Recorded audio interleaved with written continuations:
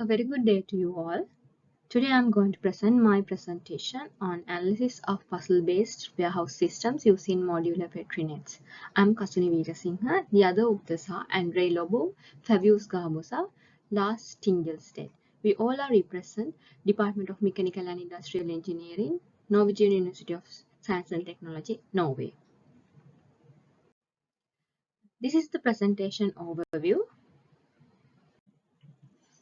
First, let me introduce the motivation behind this study. We know traditional racking systems are space inefficient and operations are labor intensive. Therefore, there's a need of compact and responsive storage systems. And automation and robotics can play important role in this aspect. Uh, Also, puzzle-based storage systems is recently being introduced to improve the retrieval performance in compact configurations. Uh, with the puzzle-based storage systems, we can achieve high densities, but there are some challenges with regard to these systems, like how to improve the throughput performance and reduce the complexity of these systems. So, overcoming these challenges require careful identification of specific characteristics of these systems. So, we identified Petri nets as a useful tool to identify the PBS system and its characteristics, and it can be used for as a tool to analyze and validate for achieving optimal control approaches. Let's focus on the theoretical background of puzzle-based storage systems and modeling. Puzzle-based storage systems initially been introduced by Kevin Gu on 2007 by following the 15 puzzle game. So the literature on PBS systems focused on system analysis, design optimization, and operation and control aspects. The previous studies have used different tools and techniques to analyze the PBS systems.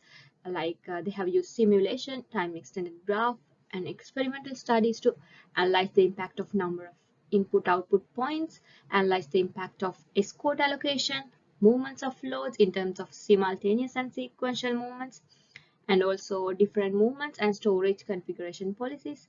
And also they try to analyze the impact of advanced technologies like automated guided vehicles and autonomous mobile robots-based systems. When considered about the Petri nets-based modeling, we mainly focused on literature on discrete continuous Petri net models, which will be useful for our study, and also literature on PN modeling in logistic systems. There are very few studies which is specifically focused on PN modeling for puzzle-based systems or grid-pick systems. So one study illustrated a simple puzzle grid system using PN diagram, and they have recognized the events within transitions. And another study investigated the structural properties of grid-pick system, and they have validated the conditions in semi-automated grid-pick system. Based on literature, it is seen that analysis of puzzle-based systems using Petri nets is at a very beginner level. Therefore, we set our research aim to identify how can we use Petri nets-based formalism to analyze PBS setup. With that established research aim, we formulated research objectives as examine the state space of puzzle-based storage system with the use of Petri nets, experiment with different combination of states and transition to derive a proof of concept for PN application on PBS, and finally assuring the proper operations of system in terms of reachability, deadlock freeness, and liveness. We used time net condition or event systems to model PN-based system and show the transition, places, and flow arcs. And also we used Movida tools framework to analyze the state space reachability graph of this system. When considering an application of PN-based modeling to PBS system, one location is depicted by two places mark, which indicates the busy or free status of the location. A transition represents an operation of a loading between two locations. It also represents the loading direction. As loading of one location means unloading another location, The same transition will represent loading of one location and unloading of another uh, location at same time. As the movement of load is possible in two directions, twice amount of transitions can be applied. Next, move on to the modeling and analysis of PBS with Petri net models. First, we model 2x2 puzzle-based system, which is a simple puzzle-based system. So, as you can see in this picture, there's a 2x2 puzzle-based system. It has one empty location. We call it escort, and there's an input-output point also.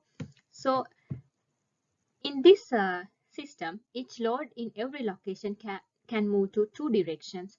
Therefore, total number of transitions for the whole system is 8. So we model this system using TNCE's model, and it shows all the places and all the transitions. And then we generated the state space for this 2x2 puzzle-based system. There are 4 state space for this system. One state should be when the location 1 is free. The next one is when the cell number 2 is free. Likewise, there are only 4 state space can generated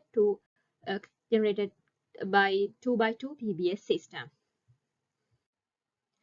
Then we model 3x3 puzzle-based system with one empty location. So the corner loads can move to 2 directions, and middle load can move to 4 directions, and load number 2, 4, 8, and 6 can move to 3 directions. So likewise, total number of transitions should be 24. So we modeled this using TNCE's model, and then we generated the state space. So number of states in this case is 9. So state 3, 4, 8, and 9 are the states where corner locations are free. And state 2 represents the state in which the middle location is free, as it can be loaded from any of 4 directions.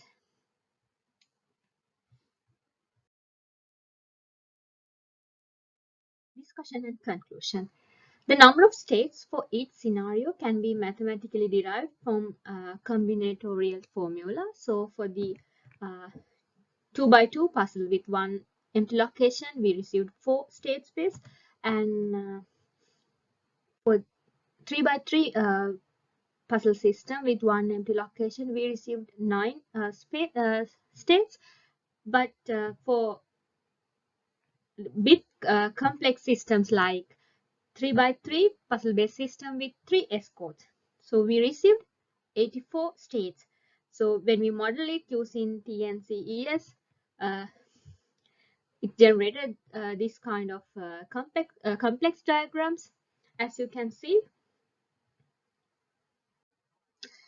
Finally, we can say a puzzle-based system is designed to retrieve items efficiently in compact configuration. So PetriNet's model assists in formal verification and validation tool to understand these concurrent processes and interactions of these systems, and it can be visually represented through these PN models.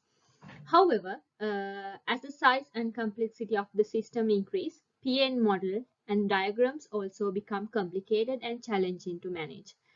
Therefore, in conclusion, we can say, since performance of PBS system can be improved through identifying navigation of state space and check-in and avoiding deadlocks, we need to have advanced modeling tools for PBS system with PN models integrated with simulation and automation.